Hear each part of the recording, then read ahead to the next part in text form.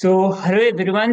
We have 8 students from the course of ODCL, is Mumbai, and they are here to share their experiences and also tell you something about the course. We'll first have a brief introduction of all of them, and then they are going to show you a PPT where they will tell you about the course and about the strength of the course, how many people are there, what is taught there, and everything in detail through PPT. And then they will share their individual experiences, and then they are going to take questions which are asked by the students, and they have submitted some of the questions to me. I have forwarded the questions to them. They will take those questions first, and eventually we'll also have interaction where you can ask other questions also in the message. Okay, so we are going to start from Kirthana. Kirthana, you can start with a brief introduction. Thank you, sir. Hello, everyone. Good evening. It's nice to be connected here after long time. I think I'm seeing Prateek sir also quite some time. So I'm grateful for this opportunity. I'm Keethana. My roots lie in Kerala, but like I've been brought up all my life in Delhi. My schooling, everything happened in Delhi. Post that, I went on to pursue my BTech graduation in Manipal. So 4 years in Manipal, and post that, I got a campus offer with Deloitte. So I worked for 2.5 years in the consulting space. I worked with Deloitte for 2.5 years, and after that is when I started preparing for TIS. Um, Incidentally, I actually got through the program while I was working itself. So with Prateek sir's guidance, I was able to kind of crack the TIS ODCL program, and now I'm part of the ODCL cohort. So it feels great. So yeah, so that's about me. Now, Sana, you can speak. Yeah. Hi everyone. So I'm Sana. I have brought up in a small village of Maharashtra. I have done my electrical engineering from Government College of Engineering, Karat. So I got placed in Lodha Group. I have worked more than 3 years in construction management at Lodha Group. And after that, when I was preparing for MBA, I got to know about TSODCL, which is very relevant to this time, and finally landed up here. So very happy to be part of TSODCL. Okay, Vandana, you can speak. Thank you, sir. Hello, everyone. My name is Vandana. I belong from Noida, and I am from a quite a different field like architecture, and I have done it from Jamia Millia Islamia University. After that, I have worked with NTPC for a period of 40 months. And while I was giving CAT, I applied for testnet as well. I had other converts in terms of new IMs, baby IMs, and SCMHRD and TES ODCL. I chose TES ODCL over it, and I'm very glad to be a part of the cohort, and we'll have the subsequent interaction. Okay, Pranshu, you can speak now. Yeah, thank you, sir. Hello, everyone. I am Pransur Handale. I am from place the Gundia. It's a district Maharashtra, and then I have completed my BTech in Computer Science Engineering from Government Autonomous College, Nanded, Maharashtra only. And then I joined TCS. I worked as a system engineer in TCS for around 4 years, and then I joined TSODCL program. And I have joined Pratik sir OPI guidance program. Before that, I never planned to join the MBA colleges, but I given tests and I was able to clear successfully. And then with the Pratik sir guidance, I'm able to uh, cross the cutoff and got admission in the TSODCL program. Thank you. Okay, Abhishek, CM, you can speak now. Hello, sir. Thank you. Good evening, everyone. So my name is Abhishek CM, and I'm from Kannur, Kerala. I did my graduation from Mangalore Institute of Technology and Engineering in the field of mechatronics engineering. After which I joined TCS. At TCS, I worked as a data annotation engineer for 2.3 years. After which I joined this ODCL program. That's about me. Thank you. Okay, so Rajit, you can speak. Good evening, sir. Good evening, everyone. I'm Shobrajit Mukherjee, and I have been born and brought up at Patna.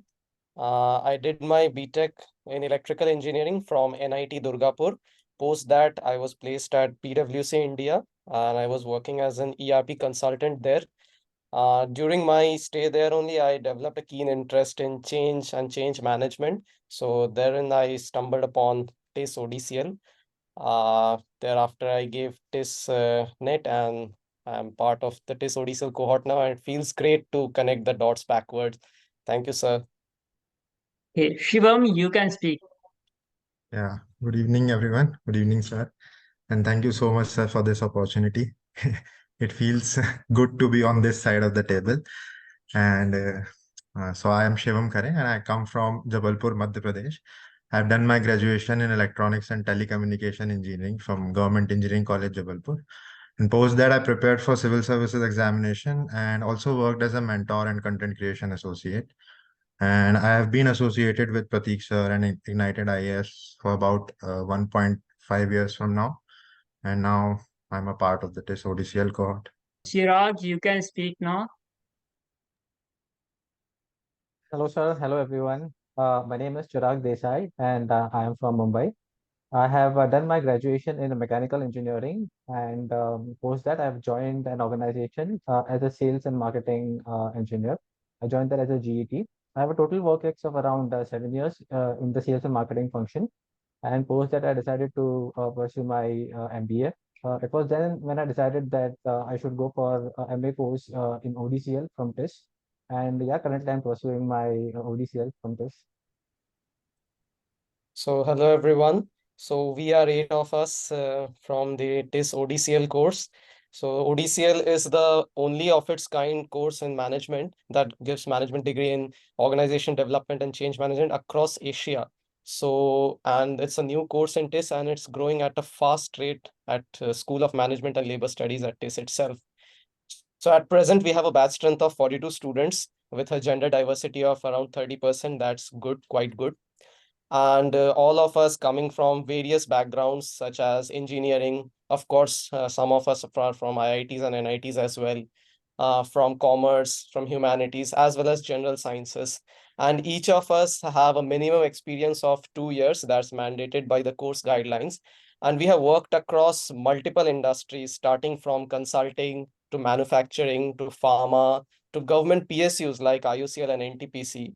Furthermore, some of the students of our batch had the valuable experience of getting in UPSC mains as well as appearing in the interviews as well. So all in all, the peer-to-peer learning experience in a small batch of 42 students actually makes us learn more about ourselves, about the industries, and the small size actually makes us have a better personal connect with each other. So before talking about the USPs of our course, so we have actually three main USPs that sets us distinctively apart from other MBA colleges. That are the field internships that are done at the end of every semester. So there are 4 semesters and there are 4 field internships. We have a research dissertation and we have a leadership as a service project. So in our field internships, so TIS actually believes in experiential learning a lot. And a proof of this is the field internships there, wherein we can actually apply the concepts that we have been taught in our courses to solve the real world problems of the industries. For example, a month ago, I was interning and I had a project on org structure redesigning. So in my first semester, we actually were being taught about org theory and design. So it felt great actually applying some of the concepts that I have actually studied there to solve the important problems of the industries. Apart from that, research dissertation that on the surface looks like a purely academic subject, but when I went on to do my field internships there, I found that the research methods that I have been taught there, like conducting one-on-one interviews, benchmarking across industries, reviewing literature, so these actually helped in the corporate sector a lot. I mean, they help in a greater extent to solving problems. Apart from that, there's a leadership as a service project wherein we have to deal with a real client. We are given a time frame of around 2 to 3 months, and we have to perform that entire OD cycle, starting from diagnosis to feedback to finally implementation to a client, and the faculties there actually help us. They are not actually directly involved. We are actually directly involved in solving their problems, getting to know about the clients. So this is a brief introduction of our course, and this is actually a uniqueness of our course is the leadership as a service project that actually adds a cherry on top to us. So next we move to the some sneak peek into our campus. Yeah, so this is a small campus, but a beautiful and a sweet campus there with its minimalistic approach in all of the things they do. If you can see the corridors there, the stone pelted corridors give us a rustic feeling, a feeling of past, some sort of that. So if we go to the next slides, we have some of the photos of our campus there. So in the first photo, we have a fest that we had around September. So that's a cultural fest photo. Below that, this is the convention centers that quite pretty big and beautifully made convention centers. This is our batch. We are attending classes. So moving on to the next slide. This is us celebrating birthdays, celebrating functions and events together.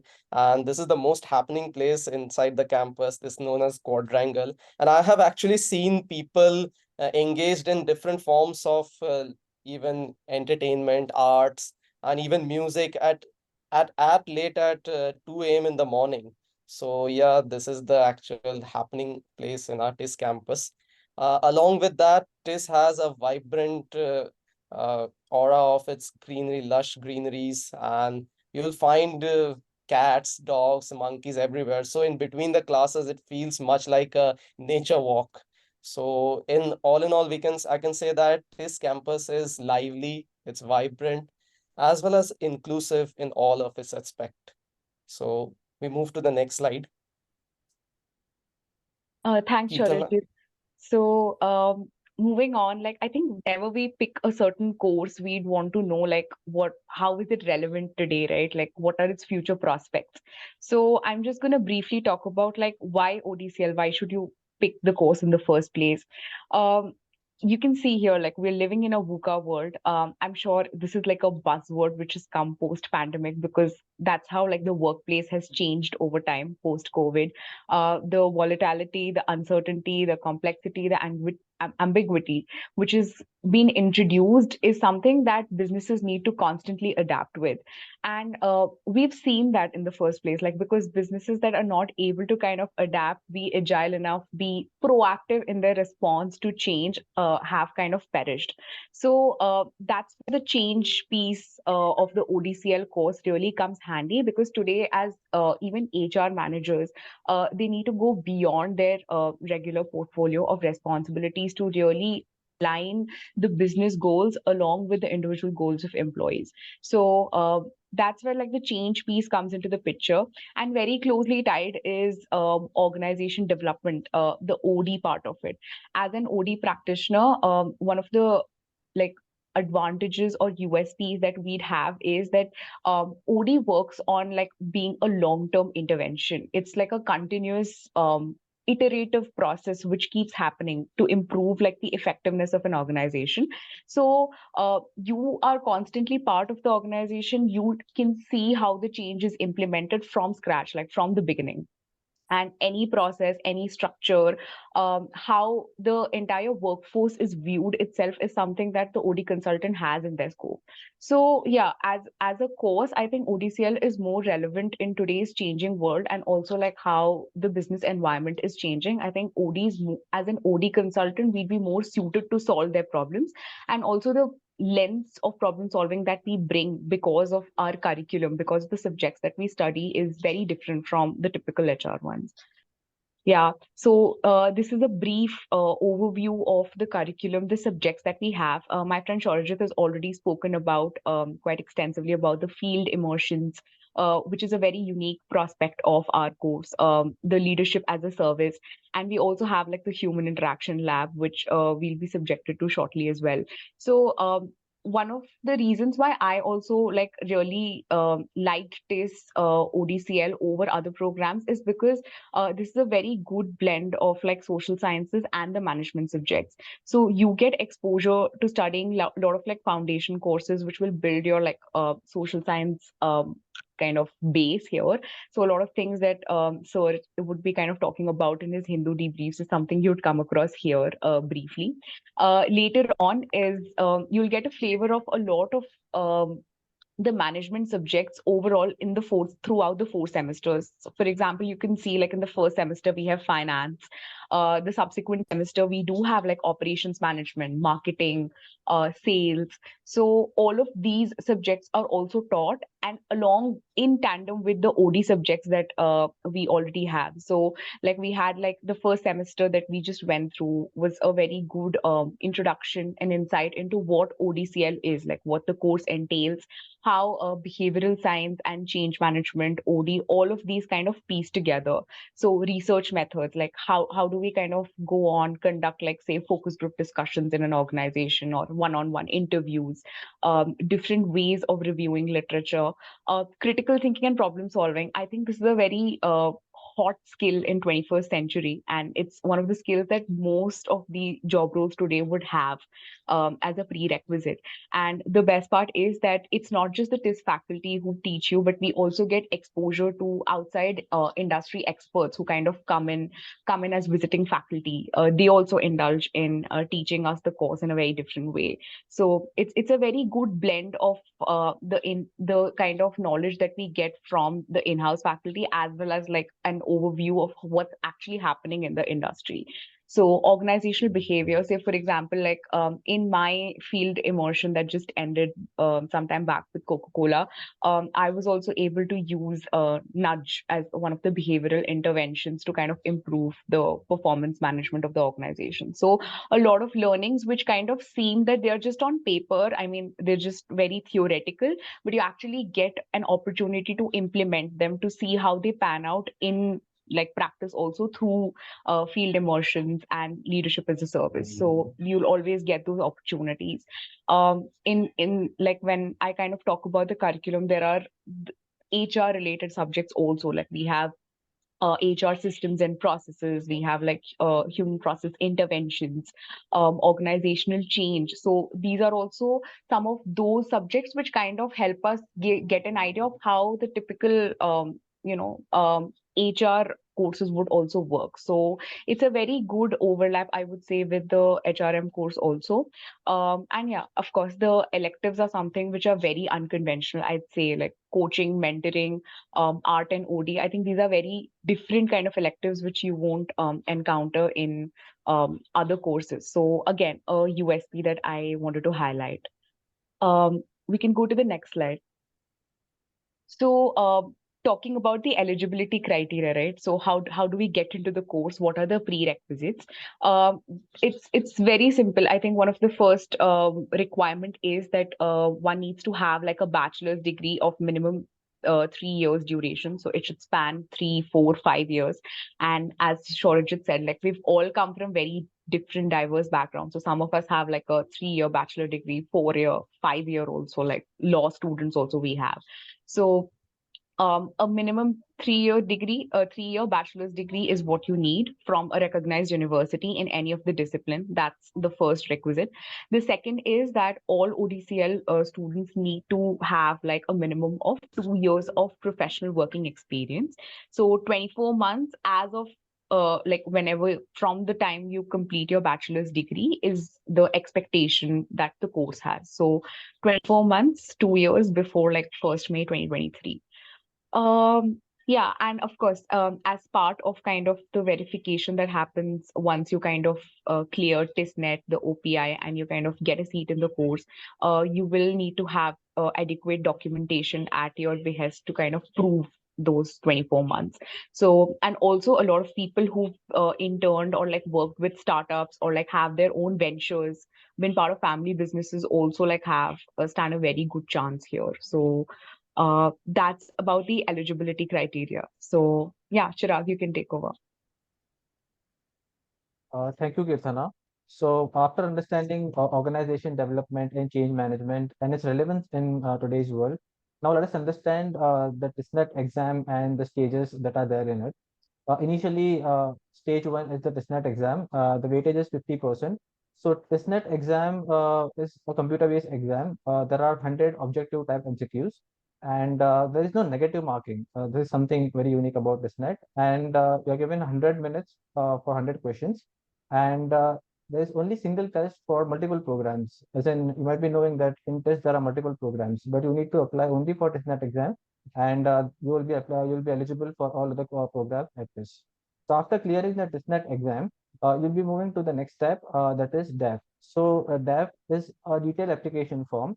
This plays a very important role. DAF is not evaluated, but it plays a very important role in the final personal interview, because in DAF, there are various things that are covered. Like it talks about your academic history, various certifications, right from your schooling, 10th, 12th, and graduation. And if you have some post graduation, everything will be covered under DAF. You can also mention about the relevant interest while pursuing the course. There is a section where you can mention about what is the interest, why you want to pursue this course, and the relevant experiences. Like, for example, there are people who might have worked in the domain of change management or organization development. So that can be mentioned over here as well. After that, in stage two, it starts with an extempore. There is 20% weightage for extempore. And when I talk about extempore, I basically want to understand about your skills related to time management, expressing your ideas concisely, and effective storytelling. So you are given 3 minutes, and initial 1 minute you have to understand about the topic. The topic can be anything under the sun. So I remember my topic was related to gig economy, and that was something that I was quite confident because of the clubhouse session that I attended. I was very sure about the topic because Pratik sir taught about pestle analysis. So that helped me to cover the topic in detail, and I was able to explain every aspect. So storytelling, expressing your idea concisely played a very important role in extempore. And after extempore, on the same day, there is online personal interview. So the same panel who will be there in the extempore will conduct your online interview, and the online interview will be based upon your experiences. Like there might be some questions to understand your motivation behind joining the course, because ODCL being a unique program where you are required to have a minimum work ex of 2 years, the panelists want to know that why you want to be a part of this program, what kind of value you can add.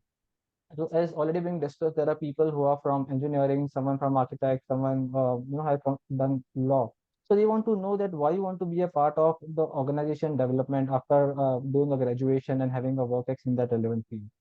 So they want to understand your cultural fit for the course, and they want to evaluate your thought process. So all of that is actually taken from the DEF. Usually, DEF is a very important document, and I would recommend that students take good amount of time to understand that what is the journey right from their schooling to their graduation, or what are the things they were engaged in, their motivation, their experience related to the field they are applying for, the relevant work ex. So once they are aware about all of these, I think online personal interview would not be much of a challenge. And I very well remember that I had given 2 mock interview while I was with Pratik sir. And the second mock interview was at 11 p.m. night. And that was a very unique experience that I had, because the mock interview would actually give an experience of a real interview. And most of the questions I remember that, were a part of the final interview. So yes, it played a major role to understand that how the final interview would be.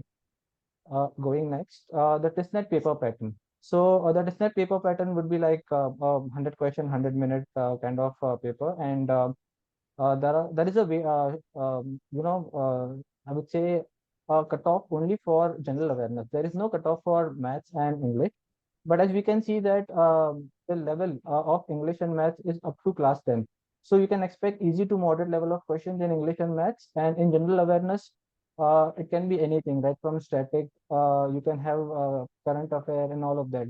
So ideally, it would be a mix of both. So you can expect 50-50%, not like a fixed 50%, but yeah, you can expect more or less a mix of both static and the current affair part. So broadly, you'll be covering, from RCs to like analogies, odd man out, everything in English. In maths, you'll be covering arithmetic, geometry, trigo, and all of that. I think Pratik sir will cover all of these in detail along with the revision part. And in general awareness, I think the Hindu analysis that the aspirants will be, going through will play a major role. So yeah, more or less, I think the syllabus covers everything that is taught at Pratik sir's classes. Going next, where to study from. So as I've already told, what worked for me was while I was with Pratik sir, there was a time when since I was in sales field, I used to travel and I used to have minimum time during the they asked to actually go through all the sessions. So I used to go through Clubhouse session during the weekend, make notes, try to understand the punch lines and all of that. So yeah, Clubhouse session is something that I would recommend. I would say that having an understanding of the past papers, because past 3 4 year papers would give a good understanding about what kind of question you can expect in that isnet.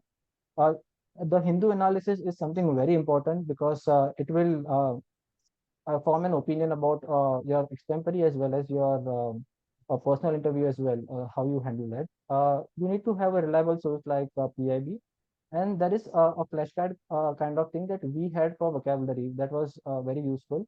Clubhouse, as I've already mentioned. You can also go through some people, some magazines like Human Capital Online. That is something that helped me personally. And as I've already said that for English and for maths, up to moderate level is enough. But for GK, you need to cover breadth. So that is something that you need to take care of. And yeah, I would recommend that aspirant need to give multiple mocks to get a taste of what kind of questions are expected.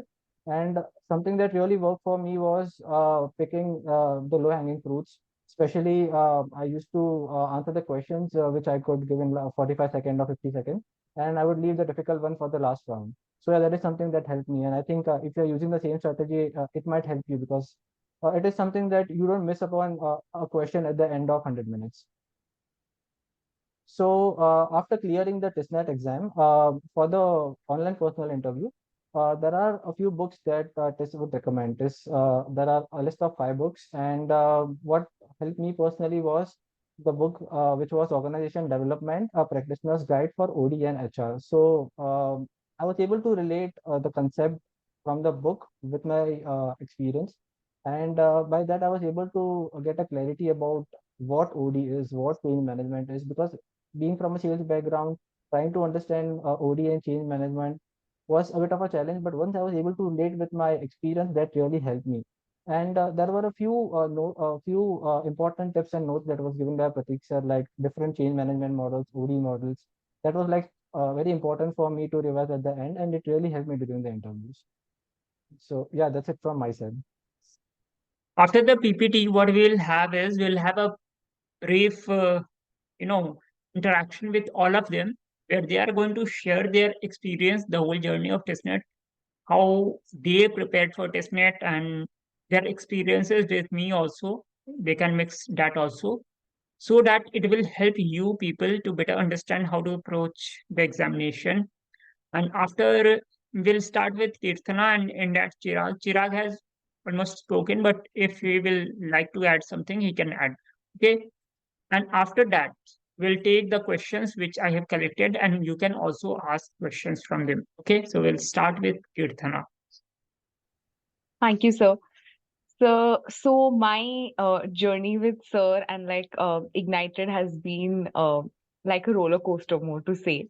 And I was introduced to Sir by one of my seniors itself. So that's how I got to know about Sir and Ignited. And I've been with him since I started preparing for TISNET. So one of the best things that I liked about Pratik sir is that he actually gets to know every individual student by name. So after a certain point of time, he'll kind of know you personally, and also what your strengths are. He'll kind of have that in his mind, and probably not say it out, but like whenever I've reached out to him personally to kind of understand how I can improve, he's always helped me out there. So he's been more of like a friend and a mentor both. So but in terms of strategy, if I have to say, I think I knew like at a certain point that my GK and current affairs is something that I needed to really polish, since I was working also simultaneously at that point of time. So I had a certain crunch of time in my hand. So I had very less time to kind of per se do a lot of like self-study. So I used to be very diligent to Sir's classes. So I used to really follow the Hindu debrief that he conducted in the morning and also comprehensively read the paper itself.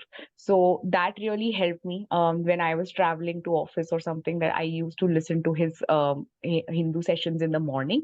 And at night also, whenever he used to cover the specific subjects like GK, English, Quant, I just attended his classes. So my primary source was just his notes, his videos, and his classes, and that's what I did very religiously.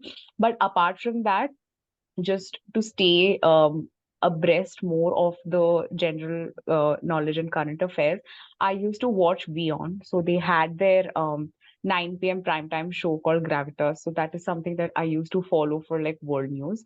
Apart from that, when I had cleared the TISNET for like the OPI part also, his clubhouse sessions were very like very very helpful for me.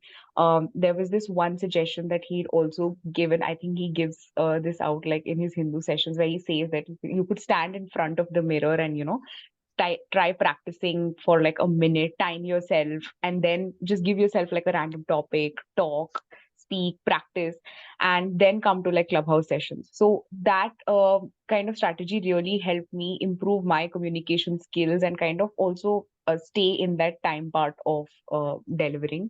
Apart from that, I think, yeah, his mock interviews also were very helpful for me. So I had applied for both HRM and ODCL at that point of time, and I could see the difference like in the mock interviews, also the kind of questions which were being asked.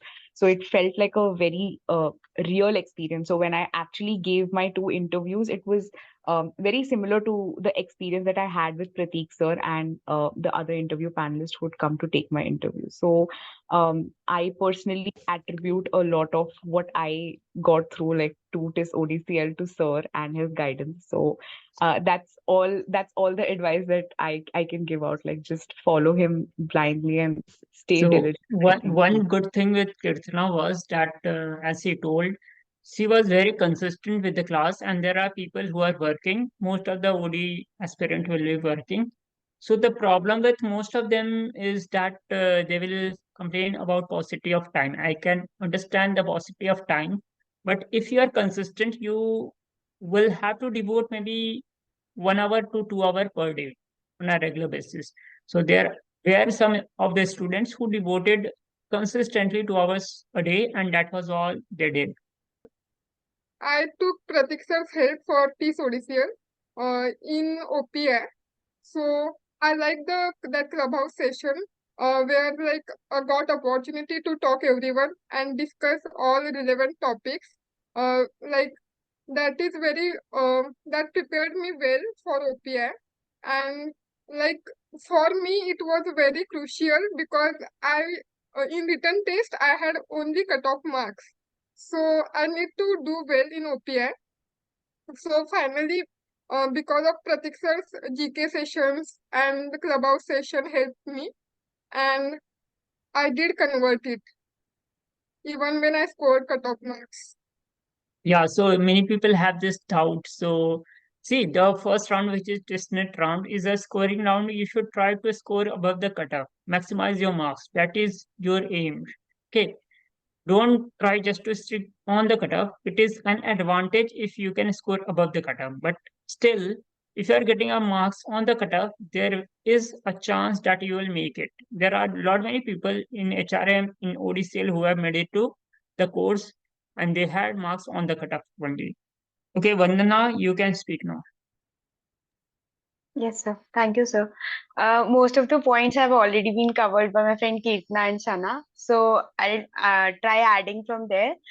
For all the people who are giving CAT, like my experience can come handy because I was preparing for CAT since last 2 years, and the first trial of CAT wasn't that serious, and for both the years I was continuously associated with Prateek sir as well for the GK, and one pivotal thing which happened in my serious preparation in the CAT, which was last attempt, was that I focused like due to some personal emergency, I could not be and I was working as well. I could not be very consistent with the classes, but I used to make sure that I always like listen to the Pratik sir's GK classes, even during while I was commuting for the office. Like in the metro, I used to plug in my earphones and listen to the GK recordings, the recorded classes. And this I did till August. And after August, because I was again confused where to focus, like CAT or TestNet, so I lost the touch. And in January, suddenly I panicked after giving ZAD that I haven't covered GK. But Pratik sir is such a constant support. Like, I'm not lying on this part. This is very, very, very. I guess I felt very well during my journey that even when I was panicked in January, sir could realign where my preparation. I consulted him, and then I could, for the whole month in January, I did the GK again.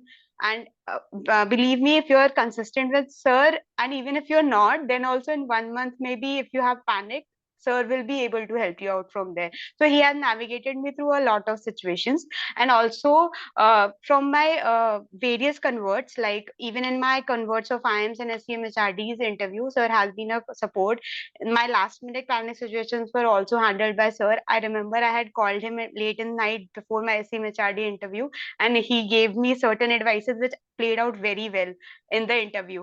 And even before my testnet extempore session, so I gave me one advice, like be constant with your smile throughout the session and you will be able to navigate it through. So that advice was a certain thing which played out very well in all my interviews.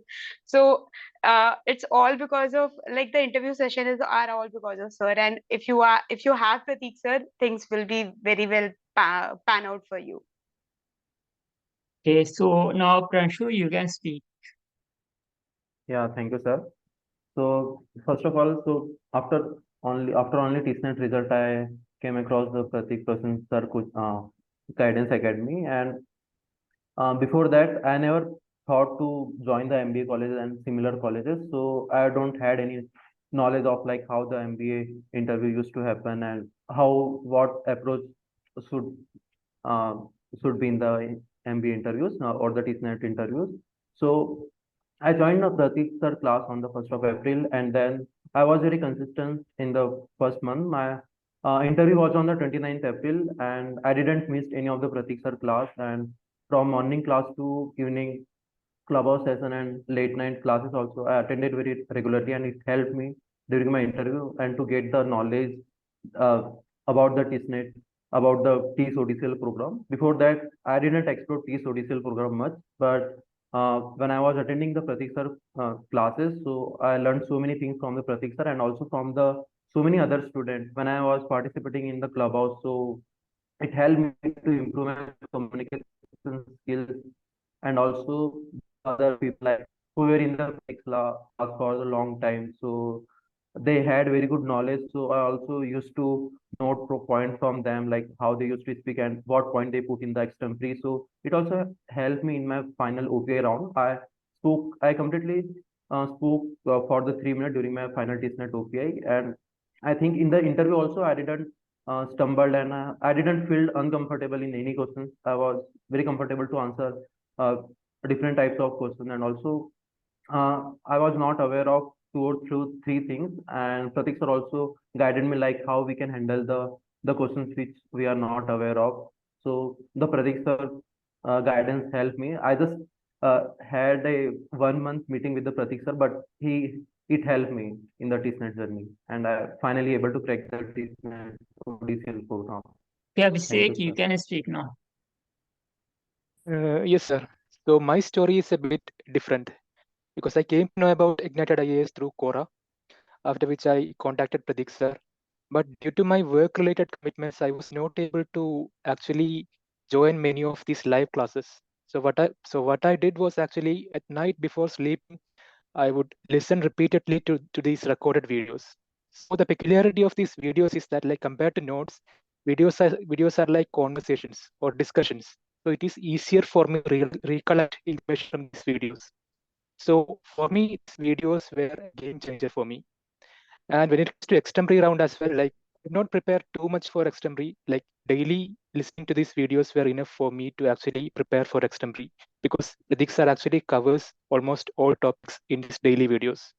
So that is my experience for my experience related to IAS. Thank you. Okay, so now Sarojit, you can speak. Thank you, sir.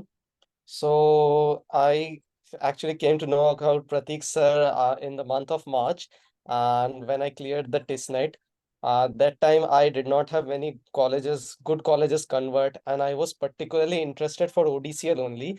So in TIS, I applied only, although I had cut off for TIS HRM, I applied only for ODCL because I wanted this OD and change management.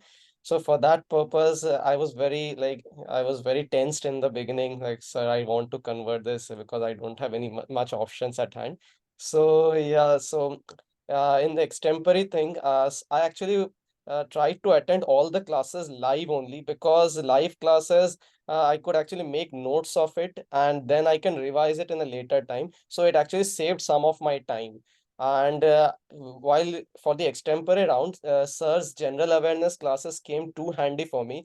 And sir has given me one advice to whenever I am actually learning any news article, try to form an opinion on it so that you can take the good things apart, bad things apart, and form a general conclusion out of it. So I followed that approach, and that approach quite helped me in the extempore. I was given an unconventional topic of sustainable policies of failure in India, and sir's guidance actually made me like speak around 2 to 3 minutes completely, and I actually happened to have scored one of the highest in the extempore round. And regarding interviews, sir's subject specific classes were too much helpful, not only in the extempore and interview, but even when I joined TIS ODCL, sir's notes, sir's classes came handy as pre-reads for my classes of TIS ODCL. So I owe all my interview success to Pratik sir. Thank you, sir. Thank you again very much. So actually, I came to know about Pratik sir when I was preparing for civil services. Actually, I want to point it out. There's a myth that the preparation for civil services, the questions related to GK that appear in civil services, it's not there that the same questions or the questions similar to what is asked in civil services will be asked in TISNET. So actually, sir has a knack of identifying the topics that could be asked. And for example, there are certain topics that are unique to TISNET. For example, that what you say, movies, the culture, etc. So sir has a knack of finding the questions. I can remember that there were 2 to 3 questions that sir used to ask during the quizzes and discussions that appeared in the TISNET exam itself. And one thing that I can assure you all, sir will make you learn things. Just follow him and he'll make you learn things, the quizzes, the flashcards, just follow him. And that will be really helpful. And also one more thing, this time the whole timeline got shifted. So there was very less time when the results were declared and for the preparation. So sir actually planned it in a way. He used to take classes for the day, then there used to be interview rounds. So he strategized and planned it in a way that is helpful for us. And it actually helped a lot to me personally. I used to text him and he used to schedule the interview sessions for me. And as So, Sorojit mentioned, yeah. yeah, I have taken your interview, I believe, at 11 or 12 So at he night. goes beyond the preparation mode. That is what that he's also mentioned. More than a mentor, he's a friend, a guide. And as Sorojit mentioned, that his notes are, we actually refer his notes till today, till the classes, till in the classes that we use them as pre-reads. So yeah, that is about my experience. Okay, so Chirag, now I will ask you a question because you had a tight schedule, as you told, you were in sales. So how to manage time for those people who have schedule which is quite busy, how to manage time and how to go about with the preparation of test net round and other rounds. So first I'll start with my preparation for testnet because I was the only one I remember that was preparing for only testnet exam, and my first option was like ODCL. And while I was preparing, I wasn't sure about this, that whether I'll be able to clear, because there are limited seats. There are 42 seats, and the number of candidates applying are more. So one thing I got to know that consistency is the key. So that is what I learned from Pratik sir. From the very first day, sir made this thing very clear that you need to be consistent while you are going through GK, while you are doing your English or your quants. Because since I was working, I had very limited time in hand during daytime where I can revise all of that. So I used to utilize my travel time because that was the time when I can just go through all the recording, make notes, and try to understand that, form my perspective about different topics. And after every 8 to 10 days in the month of November, December last year at this time, I made a schedule that after every 8 to 10 days, I'll give a mock. So that really helped me to understand my strength and weakness because I think this is the right time when one should know about the strength and weakness so that you can work on your strength and these are your weaknesses. So how you will handle if a similar question or something that you will not understand during the exam time, how to handle that situation during the exam hours. So yeah, I would say that if you have a busy schedule, just focus upon your strength, be consistent, and just make sure that whatever Pratik sir says, you follow that because that is something that really helped me. I had very limited time, and I owe all my success to Pratik sir. I remember a time when the second interview. I called Pratik sir and I told that sir I was not confident even after the second interview. So he told me, don't worry, we can go for a third interview for you as well. And I remember even after the final interview, I called Pratik sir asking that, sir, my final interview is over, but still the kind of question that were asked, they are situation based and they are not direct questions like what is leadership or something of that sort. There are very situation based questions related to my work and all of that. But yeah, my preparation really helped me to ease. So yeah, thank you. Okay, so after having this session or your words, we'll start with the questions which are there, which I have collected. Okay, so we have taken all of the question, which is first few questions. If I have work, it's certificate of 24 months, but I'm not working right now. Can I apply for the course? Anybody can take this question. So yes, you can. You just require the criteria says that you should have 24 months of experience. That's all. It can be earlier, it can be currently. Okay, it doesn't matter. If you have that, and suppose you have gap also, you can justify. There are people who prepared for UPSC, otherwise they have, gap of 1 year, 2 years, 3 years, but they have also experience of 2 years. So they can justify that and they can be selected. There is a question again, till what time do they count the work experience? So I think the slide had that 1 May, the 1st May. Last year it was 1st May. This year the instruction, the form is yet to come, so it might change there. But 1st May, by 1st May 2024, you should be completing 24 months of experience. Then only you are going to apply for this, okay? And is the experience in government sector valid or taken as experience? Yes, of course, it is valid. They will encourage diversity in the form of different sectors of experience. So if you do have government sector experience, you can add that experience as something, as a thing which is going to keep you apart from the rest of the people. Okay, so you can show that thing as a strength. And then let me read the question first. Any specific skills or certifications or requirement might help in the course transfer? I don't think. So no, there is no specific. Yeah, Okay, there is that is no aspirant. skill So or it's a certification which can be an add up. There are people who will do certification, but there is a catch that if you are going to mention a certification in the DAF, so you are opening a space for them to ask questions from that. Okay. So be very prepared about that, whatever certification, whatever thing you have done, and then only write in the DAF. Otherwise, what will happen? It can become a trouble for you at times. Okay. So 3 says this. 4 we have taken, 5 we have taken, 6 says till what time this also we have taken.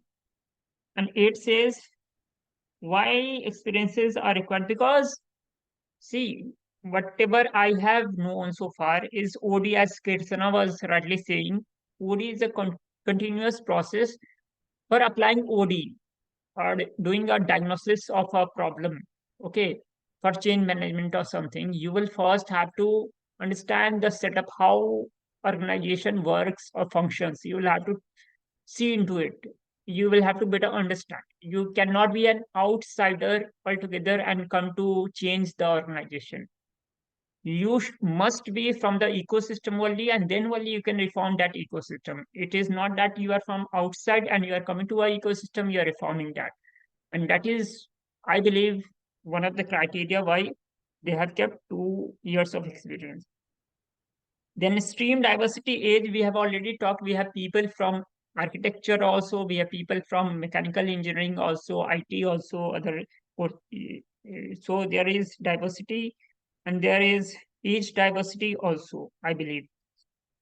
On this net, we have talked about DAF, extempore, we have talked about job. What are the topics which comes generally in the extempore? Could you share one by one what was the topic which you got, starting from Kirtana? Yes, sir. So, it's actually like sky's the limit. They can ask anything. For me, the topic was, can businesses be run as democracies? So that was the extempore topic that I had. Okay, so Sana, what was yours? If you could remember. Yes, I could not remember well, but my topic was related to the women in the glass ceiling. Okay, glass ceiling thing. And Vandana? So I have this very strange incident which happened with my extempore part. Like a day before my extempore, I was discussing topics with sir, and sir randomly discussed grass is greener on the other side. And the other day, it was my extempore topic, and he Actually, gave. I can share more about it. What happened is she came a day before the interview and she told, sir, please tell something upon the topic. The grass is greener on the other side. So one thing which I tell to everybody, don't think like crowd. Okay. So I told the same to her also. And I said, Yes, don't sir. agree with it. You can humbly say, I disagree with it. I disagree with the thing that many people will say, you know, don't go for grass is greener on the other side. I would say go for a change because you are actually applying for change management course, ODCL. Yes, sir. So why not? We'll go to other thing, we'll have experience and we'll see there. And if that is good, that is great. And if it is not, we'll have learning, we'll have experience.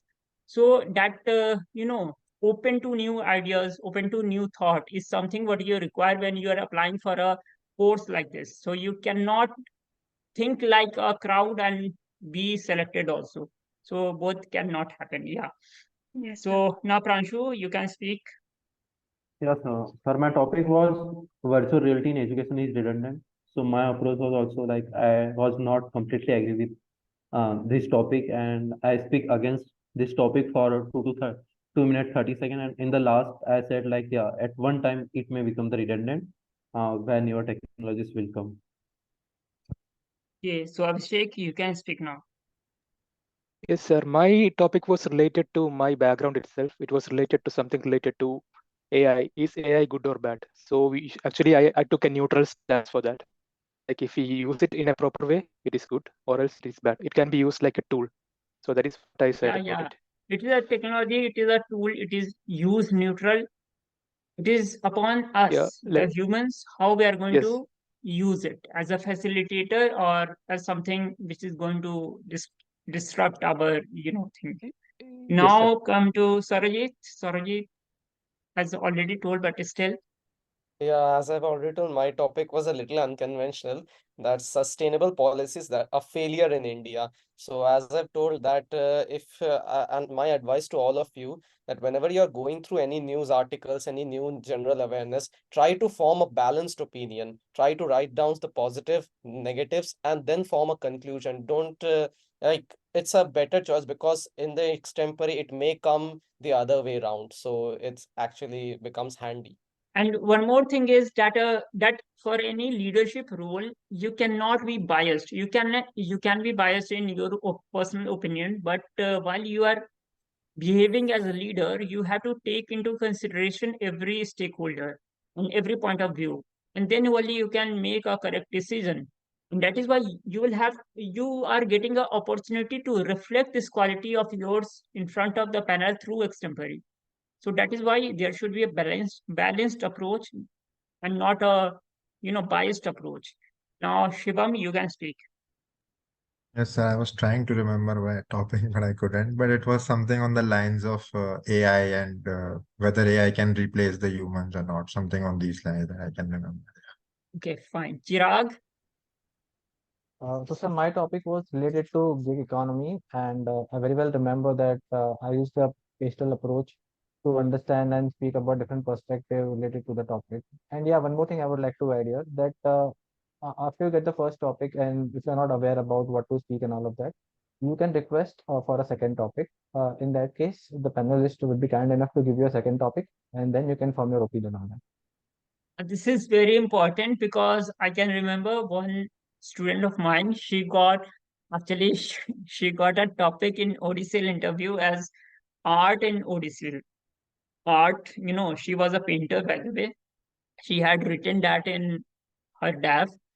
And the question was art, the use of art in Odcl. So she was taken aback and she could not think for a second or few seconds. And then she almost forgot that I can ask for another topic also. So at times this also happened last year, that is with Atif. Atif was a person whom I told what they are playing. They are playing a mind game. They might give you a topic which is irrelevant to your course and which will terrify you at times. Now, what to do in that case, you have to apply your brain to ask new topic. And if suppose any topic, the first topic or second topic is from your course, you must speak about that.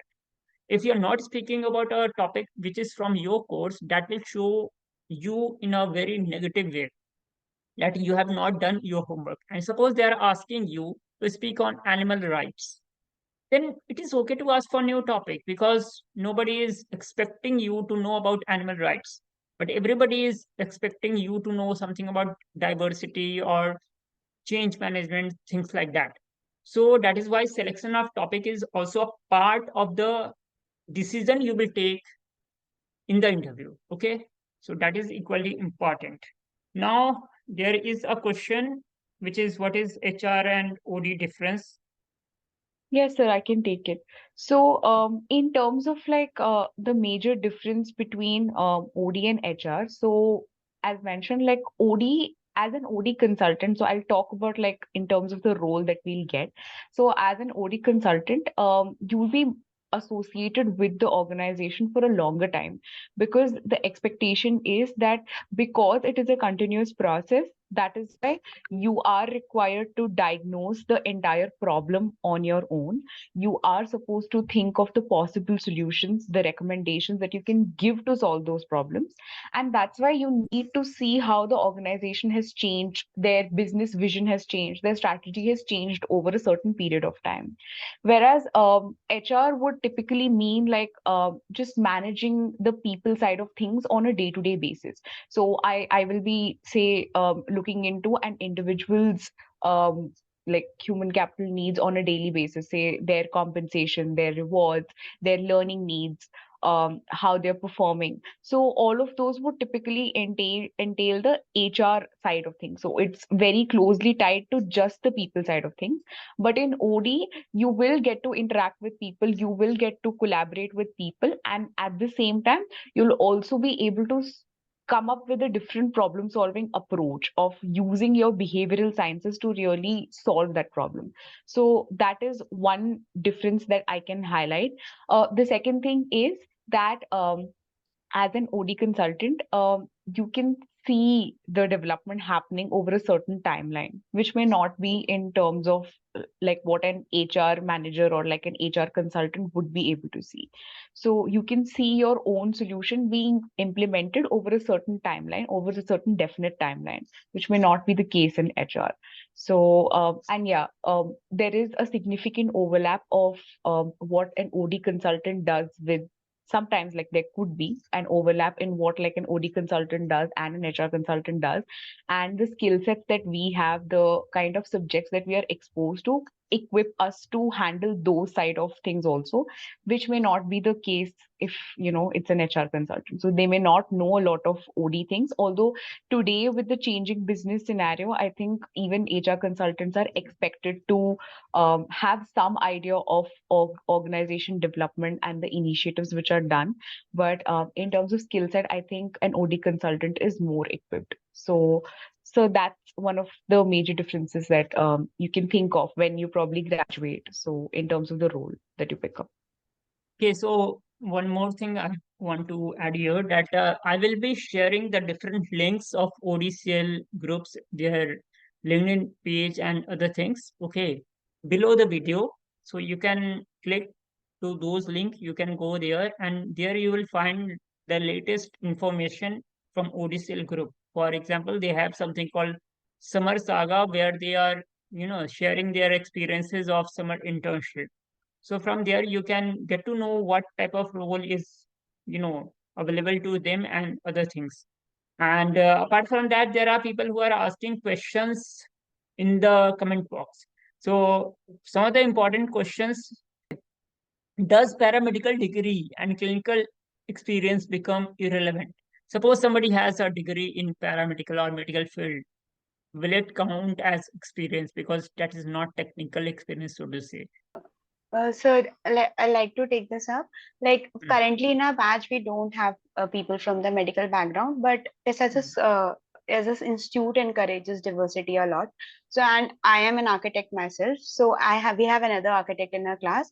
But the degree which we have basically doesn't pans out into the recruitment cycle or even in the entry level. Like when we get into this, what matters is like some significance is your work experience. Like even if we have work experience over simple professions like teaching or maybe tutoring people, these can transform into L&D aspect or maybe onboarding aspect, and this transformational part can help you get whatever the desired roles whichever you have thought about. And one more point I would like my friend Keetna added, apart from that, that one clarity which can help aspirant is like you can, while giving testnet and maybe preparing for testnet, have a clarity of the roles of HR or maybe OD which you want to target. Like there are different divisions for OD which we can offer, like HR consulting, OD consulting, change consulting, line transformational and transactional HR roles. So a clarity upon those will matter more than having discussions over your degree, because degree is something which test can oversee as far as you can justify your candidature. Okay. Somebody is asking then that I was doing my MTech or whatever master degree and I was working side by side. So will that experience count? So actually for experience, they will require some documents. If you do have documents where you can show 2 years of experience, that will suffice, I believe. And then again, a question is that in ODCL course first sem, you have organizational behavior. And so there are any major difference between the both of you also have that in second sem, organizational behavior? Yes, there will be some difference, I believe. The first sem will have a foundation course, I believe, and then you will have the beginning of your things. And what are elective, what is field immersion? Can anybody explain what is field immersion and something about the courses? You have already touched upon that in slide, but still, can you explain what is field immersion? How many internships are there and field, things are there? Anybody? Sarojit, you can speak. Yes, sir. So sure, thank you. So field immersions, as we have already touched upon, TIS has its unique curriculum in which after completing every semester, we are sent to the industries that spans across multiple sectors. Like first sem, we have a manufacturing industry. Second sem, we have social sector industries. Third sem, it's mostly in the HR and OD related industries catering to that. So wherein we have to do in an internship of 1 month. That internship is unpaid in terms of money, but highly paid in terms of experience and value, because starting from the first sem itself, we get to use whatever we are studying and solving the problems of the corporate world. That's the first part. Secondly, we are building network across the industries. I mean, this year only, I had my field internship at Johnson and Johnson in Mumbai. So I was working with their leadership. I had been working under the CHRO and the sales head. So I could actually complete my project. And actually, finally, I presented that to CHRO. So in a way that you are building connections, you are building industry connections on the way, as well as you are applying whatever you are learning to the ground and starting from the first sem itself. So this gives an added advantage over other B schools. None of the B schools have this field immersion kind of thing. And field immersion is very well part of the curriculum. And regarding the industries, they are given by the institute only. These are all the industries wherein we go for field immersions. The institute only arranges for that. And these are located across India.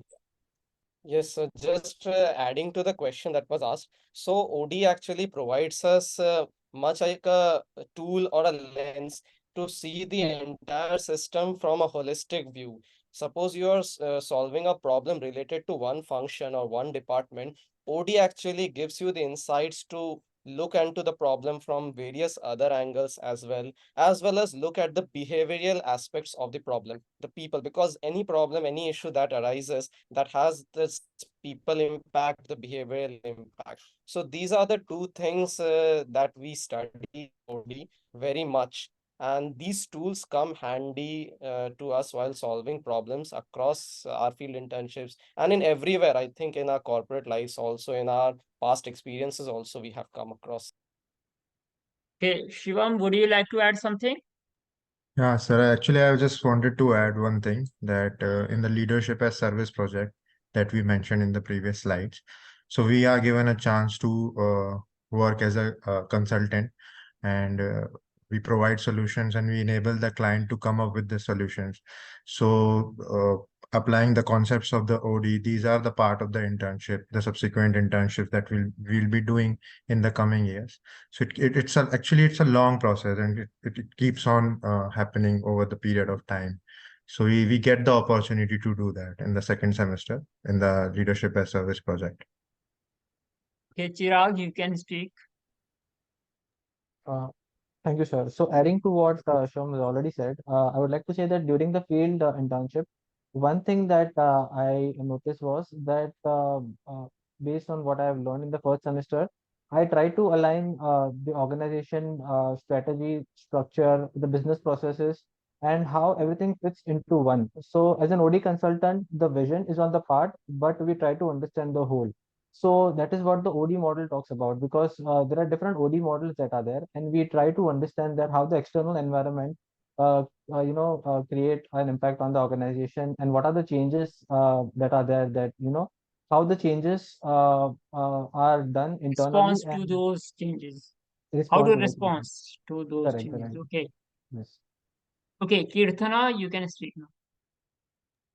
So I just wanted to add one point that, as you had said also, is that while we studied a lot of things in the first semester also, like through our various subjects, so a lot of it at least I was able to use in my field immersion. Say, for example, the diagnostic models that we learn about, right? So we can use that, like a lot of concepts that you as aspirants will also be kind of reading about, and sir will be teaching during the OPI round as well. You might feel it's very theoretical, but using the field immersions, you can actually use that, like implement those concepts, and you can see how it works out. So OD is actually, as Shorajit mentioned, it's a problem solving lens.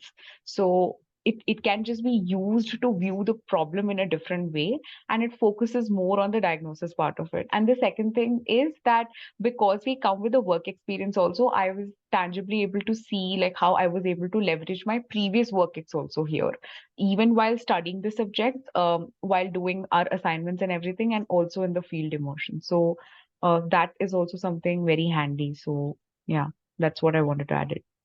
So last, or I would like to add one question which people should know. So what is the course fee actually? Because it is a self-financed course, I believe. OD is a self-finance course. So what is the course fee just for the knowledge of the students? The course fee is 8.5 lakhs.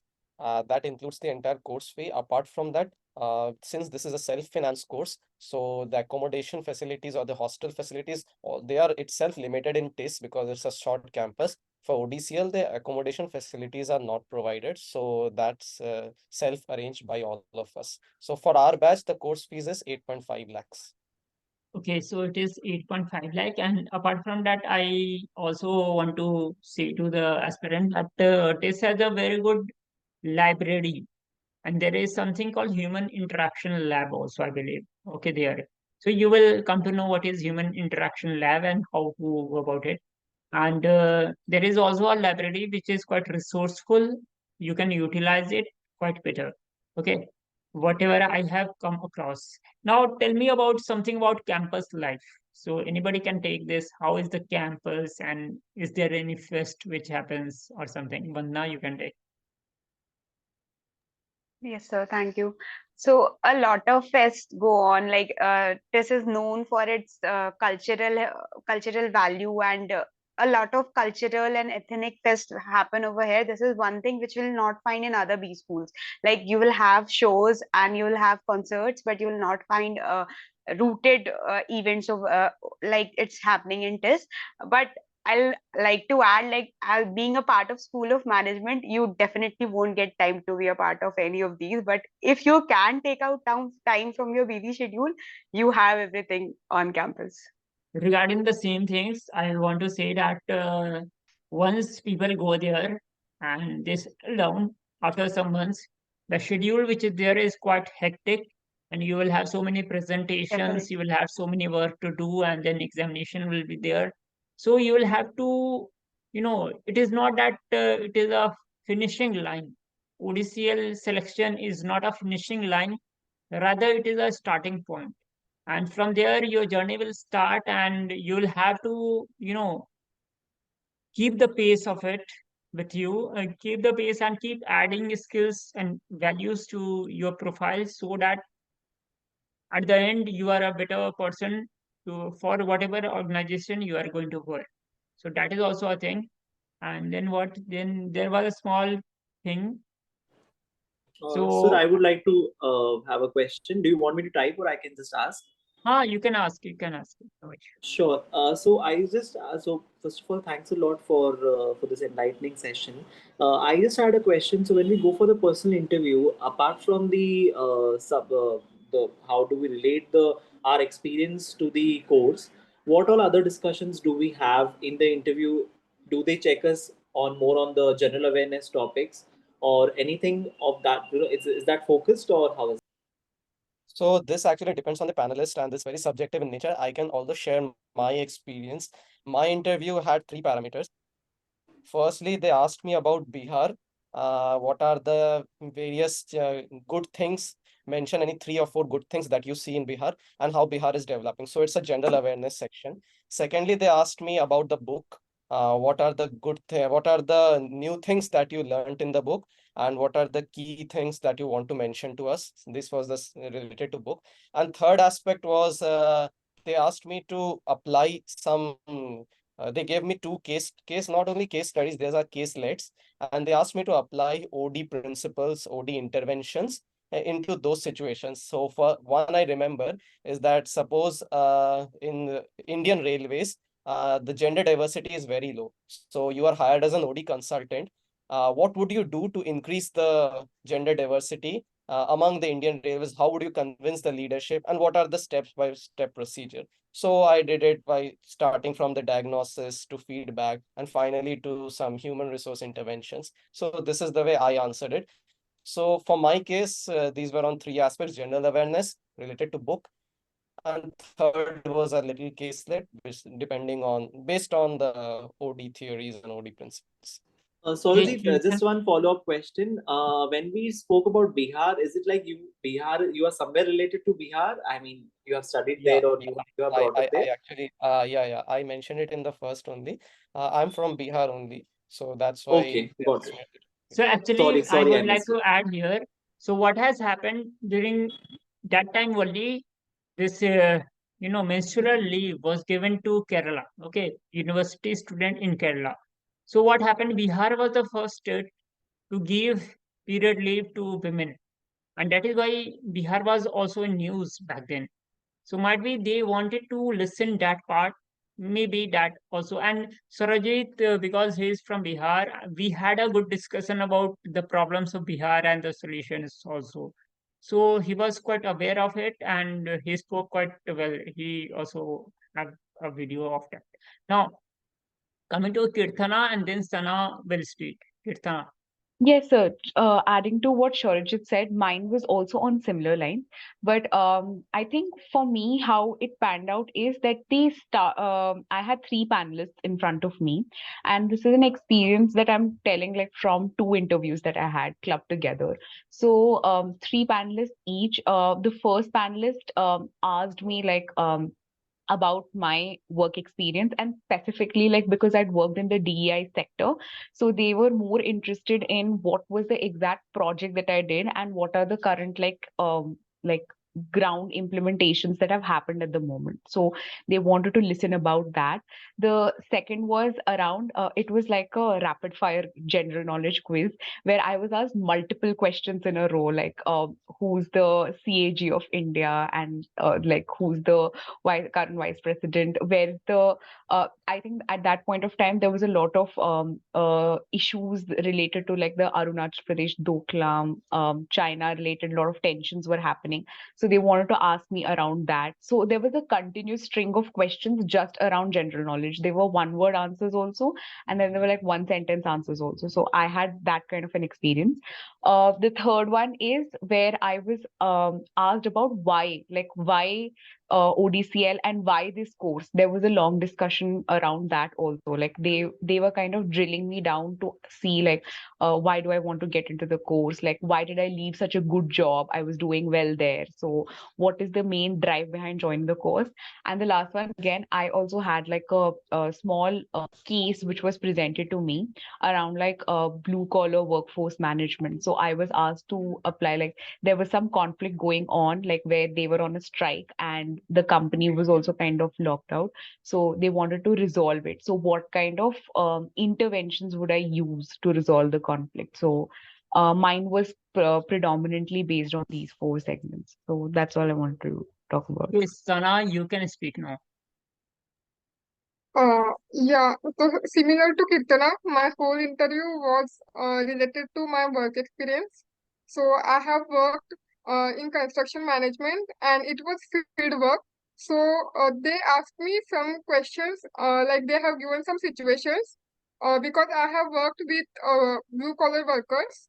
So they have given such situations like you have to convey some some situations where you want to get the work done and you as laborers or blue collar workers cannot understand English, then you need to convey the safety rules or safety instructions in very simple language as a layman can understand. So, and also for their development, what you can do through HR lens. So it's like gaming or something interesting ways where you can use for laborers or blue collar workers. So Okay. my whole interview was related to my work experience only. So they asked me about safety at construction field, also the what differently I look to my work experience when I read the OD books. Okay, So so actually you suggested some gaming, because construction workers will have to work in a situation where there is a threat to life. Okay, yes, so that is why gaming is a scenario which will accustom them what to do, what not to do, what harm can happen. Okay, and they will learn better. And language is also not a problem there.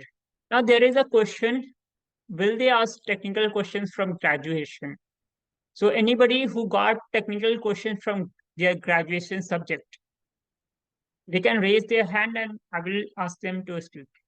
Anybody who got any or you have heard that a person got any technical question from graduation? Yeah, Pranshu, you can speak. Yeah, so I had a technical experience in the IT sector, but they didn't ask me any direct technical question, but my external topic was related to virtual reality. So I think they may ask the use cases related question according to the experience that any person had. So one should Shivam, be well aware of like what are the yeah, recent happenings. that is the Yeah. prerequisite. That is your homework which you have Hmm. to do. Suppose you are from Yeah. mechanical engineering or whatever, EC, whatever, they expect you to know and be aware about the latest development which is happening. For example, what I can remember one thing, you know, this cloud thing happened, this Balakot strike happened that year. So it was in news that stealth aircraft were in news. Okay, the Rafale and whatever aircraft was used by in Operation Bandar, it was called.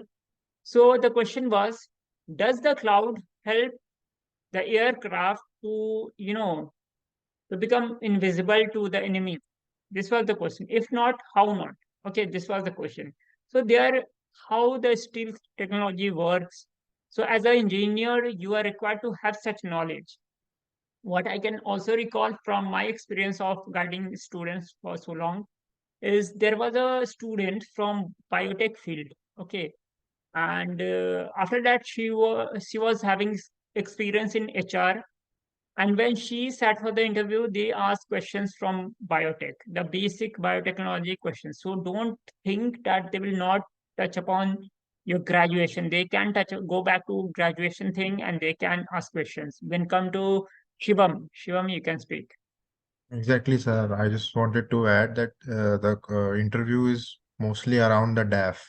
They can ask you about your graduation. They can ask you about your work experience. They can ask you about anything related to the graduation. They'll ask questions, very basic questions about your graduation. So I think you need to be well versed with respect to the basic concepts that are there. And with me, they asked me, and I shared that with sir as well. They asked me about a news that happened just a day before. So, and I was not aware about that. So you can always say if you don't know a answer See, to a actually, they particular want to question. surprise you with their questions. In TestNet also this year, what happened? There was a question which came, which was in news just a day before, the actual examination in the Hindu. There was some sanctuary or some national park in Odisha that was there in news just 2 days or one day before. So you should have to show yourself as a well-aware person. Then Chirag, you can speak. Yes, sir. Adding to this, what I feel is during the interview, it's important that you know about the basic of your field. Like since I was a mechanical engineer, I was aware about the basic laws of thermodynamic, Newton law, and all of that. That is important because there can be a question based on the law.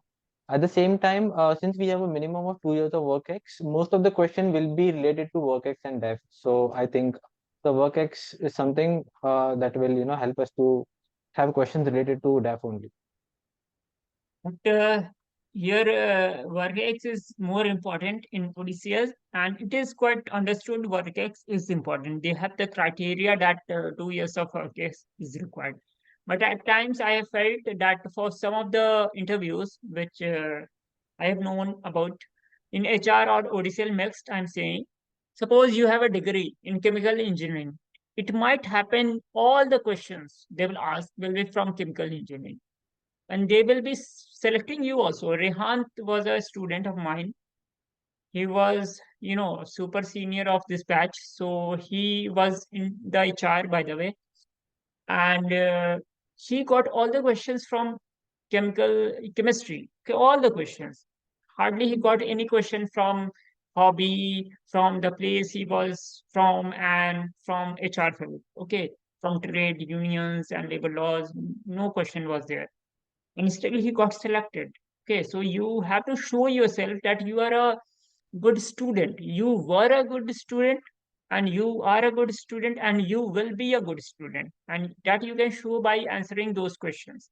Okay, that will reflect that you are a student who is curious to know something, and they want to take students only. They don't want to take a person who knows everything.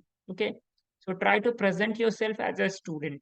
And there is a question, is some educational loan available for the course? Anybody can take this question. You can raise your hand. educational loans by some banks or something. So Sarojit has written some banks have a special interest rate for TIS. You can check our banks, some of the banks like Bank of Baroda, etc. Pransu, you can speak. Yeah, so this is in Premier College list of Bank of Baroda. So I checked with many of the banks. So and I observed that Bank of Baroda offer lowest rate among all the banks. So suppose if you get selected, then you can check with Bank of Baroda, but please don't have tie up with any of the banks. Yeah, Bank of Baroda is one thing, and Chavi told me that SBI also provides some loan of not the whole amount, but some amount to the students. So SBI also has a scheme like that. Okay. Okay. Okay, so I believe we have taken most of the questions, and it is time that we conclude. Okay, so thank you all. Thanks, Kirtana, Sana, Vandana, then again Chirag, Shivam, and Saurajit, and then Pranshu and Abhishek for coming, taking time for us and coming here